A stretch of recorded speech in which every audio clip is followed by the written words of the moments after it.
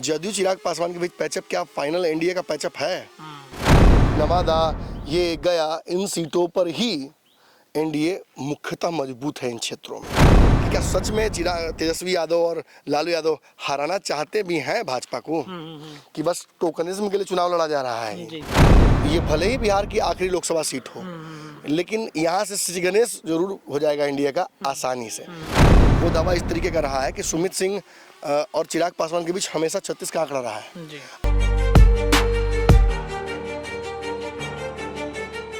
नमस्कार, भारत लाइव पे आप सभी दर्शकों का एक बार फिर से बहुत बहुत स्वागत है। बिहार में चुनावी यात्रा भारत लाइव की शुरू हो चुकी है।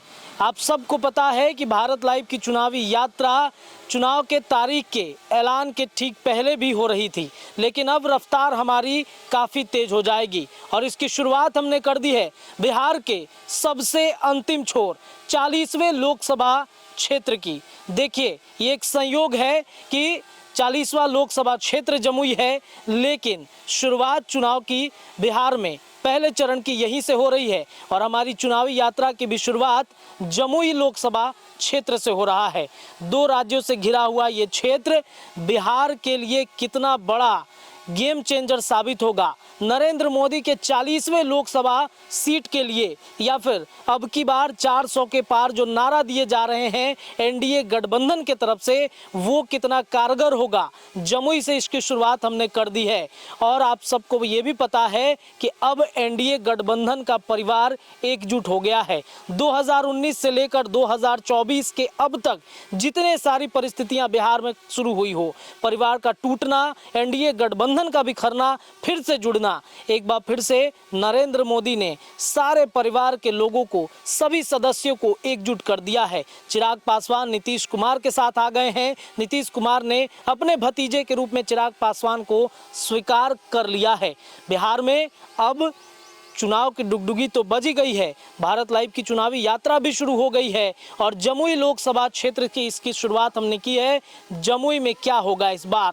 एक तरफ अरुण भारती, चिराग पासवान के जीजा, दूसरे तरफ अर्चना रविदास, आरजेडी की उम्मीदवार, दोनों ने बड़े जोश खरोश के साथ बीते दिनों अपना नामांकन दाखिल तो कर दिया है, लेकिन कितना बड़ा बदलाव होगा इस बार? आज के इस जमुई विशेष पंचनामा में हम अपने संपादक नमन मिश्रा सर से जुड़ते हैं। सर भी यहाँ पे घूम रहे हैं, पहाड़ के कोने कोने, जंगल, सब जगह से हम लोगों ने छानबीन की है, क्या परिस्थितियाँ बदलेंगी। सर, 2 प्रत्याशी इस बार चुनाव मैदान में हैं। जमुई का जो अखाड़ा है, वो इस अखाड़े में कौन पहलवान बाजी मारेगा? सर देखिए, 2 नहीं है, 2 से अधिक है जी, कई प्रत्याशी हैं। एक व्यक्ति तो जेल में ही है जी, बिल्कुल बिल्कुल। लेकिन और कई लोगों ने ज्वाइन किया था भाजपा में। एक बड़ी नेत्री यहाँ की ज्वाइन की थी, उम्मीद थी कि भाजपा उनको टिकट दे देगी। चिराग पासवान से भी बात उनकी हुई थी, लेकिन अंततः ये सीट फाइनलाइज हो गया है।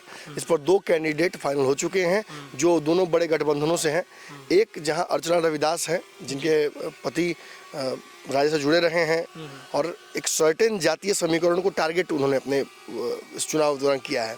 वहीं जो अरुण भारती हैं, चिराग पासवान के जीजा, वो यहाँ से प्रत्याशी बनाए गए हैं एनडीए के, लोजपा के प्रत्याशी। लेकिन एक बड़ी बात यह है कि उनका अब तक नॉन पॉलिटिकल रहा है रवैया, कैरियर। हालांकि चिराग का एक बड़ा कद उनके पीछे खड़ा है। चिराग पासवान ने कई बार ये बात कही और अरुण भारती ने भी इसको टेस्टिफाई किया कि मैं यहीं से चुनाव लड़ रहा हूँ।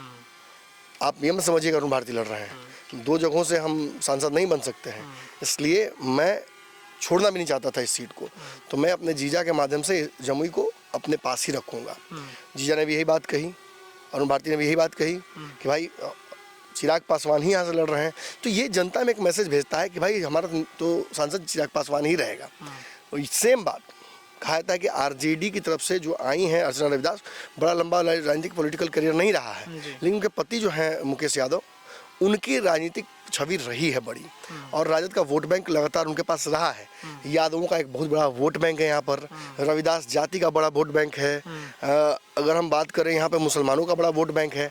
तो अगर आप ओवरऑल इस वोट बैंक को जोड़ते हैं तो लगभग 6 लाख के आसपास हो जाते हैं कोर वोट्स। लेकिन अगर आप वहीं दूसरी तरफ जब जाते हैं तो आप देखिएगा कि कहीं ना कहीं अरुण भारती के पास जो वोट आना चाहिए उसकी संख्या उतनी नज़र नहीं आती है, उतनी नज़र नहीं आती है। इस वोट बैंक में एक खासियत ये है जी। कि यहाँ पर पासवानों की जनसंख्या यादवों से कम है। यहाँ पर वैश्य समाज का एक बड़ा वोट बैंक है, वो भाजपा का कोर वोटर है, वो अपने लिए वोट खोज रहा, अपने लिए सीट खोज रहा था, वो अपना प्रत्याशी यहाँ से खोज रहा था। यही हाल खगड़िया में भी हुआ है, यही हाल समस्तीपुर में भी हुआ है। तो कहीं ना कहीं उससे कितना ट्रांसफ़र करा पाइएगा। राजपूतों की एक बड़ी जनसंख्या है, राजपूत की जनसंख्या क्या एनडीए की तरफ आएगी? बड़ा सवाल इसलिए मैं पूछ रहा हूँ क्योंकि राजपूत समाज से यहाँ पर सुमित सिंह है, और सुमित चूँकि रिजर्व सीट है, तो सुमित सिंह का जो रहा है यहाँ से दावा, वो दावा इस तरीके का रहा है कि सुमित सिंह और चिराग पासवान के बीच हमेशा 36 का आंकड़ा रहा है। अब जदयू और चिराग पासवान के बीच तो पैचअप हो गया है, लेकिन जदयू चिराग पासवान के बीच पैचअप क्या फाइनल एनडीए का पैचअप है? क्या इसके नाते सुमित सिंह काम नहीं बिगाड़ेंगे?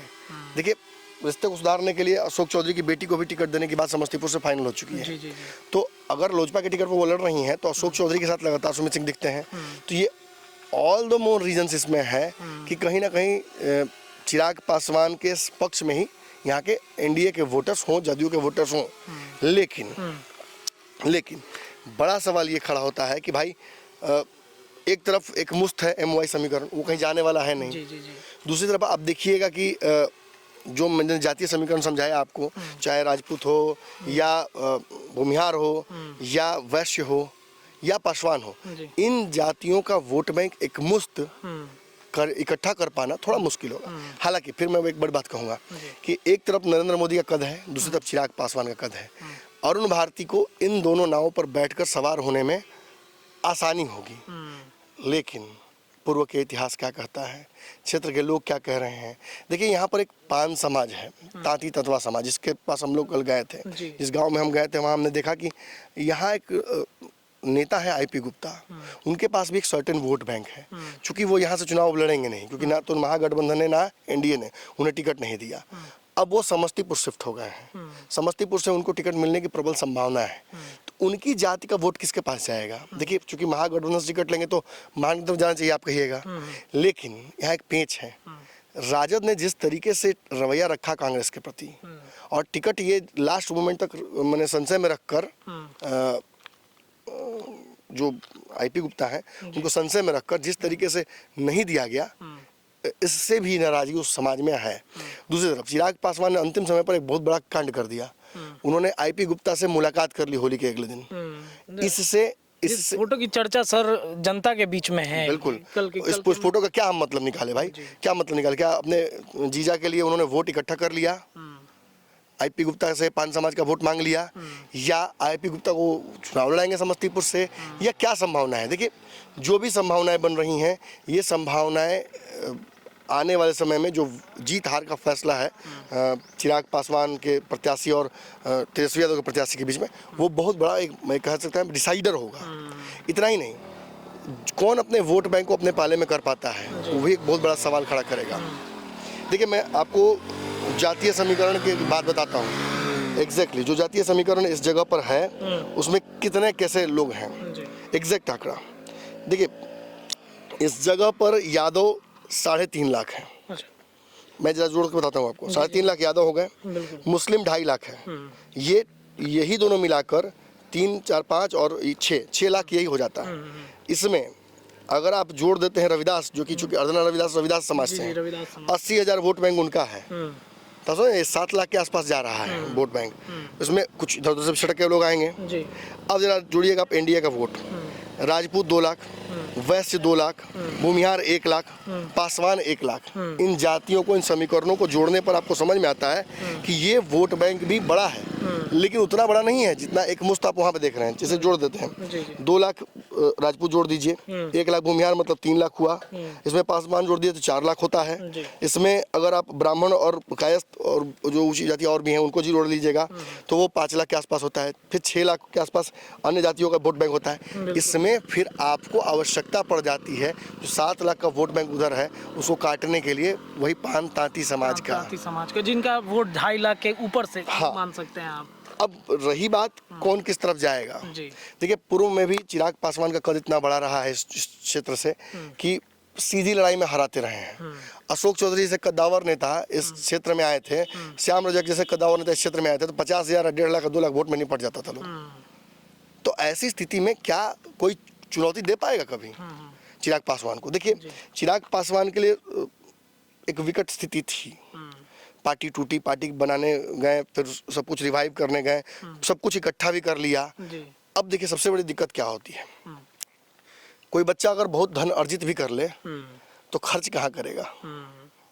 इस वोट बैंक को क्या इकट्ठा चिराग पासवान रख पाएंगे? सर, अब तो एनडीए गठबंधन एक हो गया है, परिवार एक है, नीतीश कुमार का साथ चिराग को मिल सकता है। बिल्कुल, यही मैं पहुंच रहा था। तो इसका जवाब यही है कि क्या चिराग पासवान इस वोट बैंक को इकट्ठा रख पाएंगे? इसका जवाब यही है कि चिराग पासवान ने वो सारे कार्य किए जिसकी वजह से ये साबित हो कि अब वो किसी से कोई दुश्मनी नहीं रखते। नीतीश कुमार से पैचअप हो गया, अशोक चौधरी को अपने घर का बना लिया, उनकी बेटी को सांसद का टिकट दे रहे हैं, बाकी भी जो सीटें हैं उस पर भी एक सर्टेन समीकरण पे वो काम कर रहे हैं, पुराने नाराज लोगों में से वीणा देवी को टिकट दे रहे हैं। तो ऐसी स्थिति में आप समझ लीजिए कोई जायज दुश्मन चिराग पासवान का अब इधर से उधर कहीं दिखता नजर नहीं आता है। पूर्व के जो 2 बार यहाँ से 10 साल हो गया यहाँ से सांसद रहते हुए उनके, तो कुछ कार्य अच्छे भी किए हैं, कुछ जगहों पर चिराग पासवान ने के खिलाफ आक्रोश भी है। तो देखिए, जो जातीय समीकरण भी बिल्ड हुआ है उस आधार पर चिराग पासवान का विरोध कौन कर रहा है, ये बड़ा आसान है समझ पाना। हाँ, क्या उस जातीय समीकरण को उतना बड़ा चेहरा मिला है कि वो उसके पीछे घूम सके? मैं डाउट करता हूँ इस बात पे। अर्चना रविदास की जगह खुद मुकेश यादव आए होते, क्योंकि सीट रिजर्व है ना, तो यहाँ से संभव नहीं है, तो शायद बात अलग होती। लेकिन अब उनकी पत्नी है। हाँ, आप दूसरी तरफ ध्यान दीजिएगा, जब यहाँ से अरुण भारती नॉमिनेशन करने गए, मंच पर आपने भी देखा, कोई बचा था क्या? मांझी से लेकर डिप्टी सीएम भाजपा के, दोनों डिप्टी सीएम खुद उपेंद्र कुशवाहा के जिलाध्यक्ष, यहाँ के प्रभारी, सब चिराग पासवान, जो आसपास के बड़े नेता हैं, सब विधायक भी आसपास, सारे विधायक भी, शशि सिंह थी और भी जो विधायक यहाँ के हैं, तो ये सारे लोग जब यहाँ इकट्ठा होकर एकजुट होकर नॉमिनेशन कराते हैं और उसका मंच साझा करते हैं, तो ये समझ में आता है कि कोई विवाद अब रह नहीं गया है। सभी नरेंद्र मोदी को प्रधानमंत्री दोबारा बनाने के लिए 400 सीट का जो टारगेट उसको पूरा करने के लिए लड़ रहे हैं। दूसरी तरफ जब हम देखते हैं अर्चना रविदास का, तो बहुत भीड़ जुटाई थी उन्होंने, लेकिन उस भीड़ में राजद के लोग ही थे, टॉप टियर नेता मुझे कोई नजर नहीं आया। मतलब कांग्रेस के लोग भी यहाँ से बहुत लोग हैं जो कि चुनाव लड़ने की कोशिश करते हैं। यहाँ से कई प्रत्याशी हैं कांग्रेस के, लेकिन किसी को बुलाया तक नहीं गया, किसी ने आने की जहमत भी नहीं उठाई। क्या कांग्रेस के मन में चल रहा है? क्या लालू यादव के जो एक्शन, उसका रिएक्शन कांग्रेस देगी? मंच पर तो लालू यादव भी मौजूद नहीं थे, तेजस्वी यादव मौजूद नहीं थे, तेज प्रताप तक को भेजा नहीं गया। मतलब राजद की तरफ से कोई भी बड़ा नेता यहाँ पर नहीं पहुंचा। वहीं एनडीए गठबंधन की तरफ मैं तो तस्वीरें खोज रहा हूँ कि अर्चना रविदास के मंच पर जिलाध्यक्ष छोड़कर और कोई पहुंचा क्या? बताइए मुझे। मैंने देखा कोई ऐसा नहीं पहुंचा जिसकी वजह से जिसका हम नाम ले सके इस विश्लेषण में। तो ये साबित करता है कहीं ना कहीं कि ये भले ही बिहार की आखिरी लोकसभा सीट हो, लेकिन यहाँ से श्री गणेश जरूर हो जाएगा इंडिया का आसानी से। फिर कहूँगा, एक ही चीज इनके अगेंस्ट जा रही है, जातीय समीकरणों में जो जातीय गणना भी हुई है उस आधार पर 3.5 लाख यादव और 2.5 लाख के आसपास मुसलमान, ये बहुत बड़ी जनसंख्या है। इस वोट बैंक को एकजुट हो जाने से आप रोक नहीं सकते हैं, और ये एकजुट हो गया तो आपके खिलाफ जाएगा, तो फिर आपको हर वोट को लाना होगा। तो मुझे लगता है कि अब एक बड़ी चुनौती ये आ गई है इनके सामने कि जो जातियां चिराग पासवान के साथ नहीं सट रही हैं, जैसा कि मैंने पान समाज का एक बात जिक्र किया, या और भी समाज है, उन समाज के लोगों को कैसे जोड़ा जाए एनडीए में, उस वोट बैंक को सुनिश्चित कैसे किया जाए। लगातार जो मीटिंग्स हो रही हैं, आप देखिएगा, तस्वीरें सब सार्वजनिक फेसबुक पर लगा हुआ है, और अरुण भारती जितने लोगों से मिल रहे हैं वो सारे इन्फ्लुएंशियल लोग हैं यहाँ के, पूर्व विधायक, पूर्व सांसद, पूर्व भाजपा के, पूर्व जदयू के, आज वर्तमान जदयू के जिला अध्यक्ष, यहाँ तक कि आप देखिए कि सम्राट चौधरी के पिताजी शकुनी चौधरी, उनसे भी मुलाकात कई बार हुई है। RLJD के, RLM के लोग लगातार उनसे मुलाकात हो रही है। तो एक रणनीति बनाने की कोशिश की जा रही है, लेकिन जो चाहिए उनको वोट, उनसे रणनीति नहीं बन पा रहा है, अभी तक नहीं बन पाई है। मैं ये थोड़ी कहूँगा कि नहीं बन पाएगी। देखिए, चिराग पासवान बहुत मजे में खिलाड़ी हो गए हैं अब। अगर जीजा को जिताना है तो जानते हैं कि क्या करना है, और अगर चिराग पासवान के पास ट्रैक रिकॉर्ड को देखिएगा तो आप उनके क्षमता पर डाउट नहीं कर सकते हैं, असंभव सा है। अगर यहाँ से वो गड़बड़ा जाते हैं तो भले आपको विश्लेषण में फिर आप बोल दीजिए कि अरे वो तो गड़बड़ा गए, ऐसे हो गया वैसे हो गया, ढेला रख के जीतने की कोशिश कर रहे थे। लेकिन अगर जीत गए तो बड़े बड़े विश्लेषकों का फिर मुंह बन जाएगा। बिल्कुल बिल्कुल। पिछली बार भी यही हुआ था कि 5 सीट कहाँ से बोल रहे हैं ना मंजी, संभव नहीं है। 5 सीटें ही आई। अच्छा सर, एक सवाल है, क्योंकि कल हमने जो खबर किया था 5 समाज के लोगों के बीच में जाके अर्चना रविदास का नाम हमने लिया, तो लोग कमेंट कर रहे हैं रविदास नहीं यादव हैं। रविदास टाइटल लगाने का मतलब सर? जनता बहुत तेज है, ये समझ लीजिए आप इससे। जी। मैं वही बात तो कह रहा हूँ, रविदास का वोट बहुत बड़ा वोट बैंक यहाँ नहीं है, पासवान उससे कहीं ज़्यादा है। उन्हें यादवों का वोट बैंक ही संपूर्णतः मजबूत यहाँ से करेगा। और यहाँ अगर लड़ाई में अर्चना रविदास हैं तो उसका मुख्य कारण है यहाँ के लगभग 6 लाख के आसपास MY समीकरण का वोट। उससे बड़ा और उससे जो कहा सकता है भयंकर वोट किसी के पास नहीं है। बट स्टिल मैं वही बात कहूँगा, ये लोकसभा का चुनाव है, नरेंद्र मोदी और चिराग पासवान दोनों खड़े हैं अरुण भारती के पीछे। अच्छा सर, अर्चना रविदास के पीछे कौन खड़ा है? जी जी। नरेंद्र मोदी का लगाव जमुई से काफ़ी ज़्यादा रहा है, 2019 में भी देखा, 20 में भी देखा हमने, यहाँ पे कई बार दौरा उनका हो ये चुका। लगाव जमुई से नहीं है, ये लगाव चिराग पासवान से। तो क्या इस बार आएंगे उनके जीजा के प्रमोशन के लिए? निश्चित तौर पर कार्यक्रम बन रहे हैं और मंच सजाए जा रहे हैं। आप देखिए, हम लछवाड़ा आए हुए हैं, यहाँ लोकल लोगों से हमने बातचीत की, यहाँ की जो आबोहवा है उसको हमने देखा कि कितना सुंदर पहाड़ पे हम लोग इस वक्त हैं। हम मैं चाहूँगा कैमरा मैन दिखाइए इस तरफ भाई, ये देखिए कितना खूबसूरत लश ग्रीन इस तरफ है। और यहाँ के लोगों के पास सब कुछ है। सबसे बड़ी चीज जो कि शहरों के लोगों के पास नहीं होती है, प्रकृति है। ऊपर जैन धर्म के तीर्थकार जो है महावीर, उनकी जन्मभूमि है। और यहाँ पे चिराग पासवान का कार्य आप देख सकते हैं, मैं तो देख रहा हूँ ये सड़कें, ये हमारे यहाँ सासाराम में भी है एक अच्छा जगह है जहाँ पहाड़ में कहाँ इतनी सुविधाएं हैं, इस तरीके का कहाँ माहौल है। और बगल में डैम की परियोजना चल रही है, जो जल का यहाँ संचय का एक काम चल रहा है, वो चल रहा है। तो देखिए जमुई बहुत दूर है, बिहार में बहुत कोने पे पड़ता है। और ये कह देना कि जमुई का विकास उस बिहार के बाकी जिलों की तरह नहीं हुआ है, ये एक मतलब जनरलाइज स्टेटमेंट हो जाएगा। यहाँ पे विकास करना थोड़ा अपने आप में चुनौती है। आप घूम रहे तो हमको समझ में आ रहा है, टेरेन वैसा नहीं है, सड़कें वैसी नहीं है, लेकिन फिर भी उनका जाल तो दिख रहा है ना हर जगह। बिल्कुल। और लोगों के पास रोजगार के बड़े साधन नहीं हैं, पलायन यहाँ भी होता रहता है। मैक्सिमम लोग यहाँ के, आप सुनबे की कहानी आपने, यहाँ के होटल्स 10 बजे के बाद बंद हो जाया करते हैं। अच्छे होटल्स हैं लेकिन 10 बजे के बाद बंद हो जाते करते हैं। क्यों बंद हो जाते हैं? क्योंकि यहाँ से ज्यादातर लोग सरकारी नौकरी या प्राइवेट जॉब करने के लिए बाहर जा रहे हैं। अच्छा, एक सवाल ये भी हमने देखा यहाँ के लोकल लोगों से बातचीत करते हुए, शनिवार रविवार को पूरा खाली हो जाता है। शनिवार रविवार को ऑफिस बंद रहते हैं। तो यहाँ जो भी सरकारी काम या प्राइवेट काम करने लोग आते हैं वो चले जाते हैं फिर अपने घर पे। भाई कोई मधुबनी, कोई दरभंगा, अभी ऊपर ही आपसे मुलाकात देखे दर्शक के हमारे थे, जी। शिक्षक हैं कहीं नियुक्त, मधुबनी के हैं, सिकंदरा में नियुक्त हैं। देखकर हमें वो आ गए। क्या बोला उन्होंने कि सैटरडे संडे को घूमने चले जाते हैं परिवार को लेकर, यहाँ भी आ गए हैं घूमने के लिए। यही बात प्रूफ करता है कि भले ही बिहार के मानचित्र पे बहुत दूर जमुई को ड्रॉ करना पड़ता है, लेकिन एनडीए के कोर वोट बैंक, एनडीए के थिंक ऑफ थिंग्स में ये सीट बड़ी महत्वपूर्ण है। अंतिम छोर शुरुआत यहीं से। हाँ, शुरुआत यहीं से डेफिनेटली। नवादा, ये गया, इन सीटों पर ही एनडीए मुख्यतः मजबूत है इन क्षेत्रों में। और उसके बाद आप देखिएगा तो किशनगंज, खगड़िया, समस्तीपुर, इन जगहों पर थोड़ा सा चैलेंज मिलेगा। चैलेंज तो इस सीट पर भी है, लेकिन फिर मैं बोल रहा हूँ कि अर्चना रविदास को जिस तरह से हॉर्लिक्स पिलाना चाहिए था आरजेडी को, कांग्रेस को, बड़ा कटौती हो रहा है। बेटी पढ़ाओ भाई। यहाँ तेजस्वी मतलब बेटी वंदना तेजस्वी यादव अपने फेसबुक ट्विटर पर लगा रहे हैं। अरे तो ये वही तो मैं कह रहा हूँ कि इधर टिकट दिया गया है इनको, इनके लिए नॉमिनेशन का बड़ा समय था, उधर अपनी बेटी का बर्थडे मना रहे हैं। खैर उसमें मुझे कोई दिक्कत नहीं, वो मना रहे हैं अपना, भाई कार्यकर्ता खुश है तो हम खुश हैं, हमको क्या दिक्कत है। लेकिन अर्चना रविदास जी के लिए जो रिसोर्सेस उतारने चाहिए थे नहीं उतरे हैं, और ये बहुत क्वेश्चनेबल है। ये इस बात को भी हवा दे रहा है कि क्या सच में तेजस्वी यादव और लालू यादव हराना चाहते भी हैं भाजपा को, कि बस टोकनिज्म के लिए चुनाव लड़ा जा रहा है।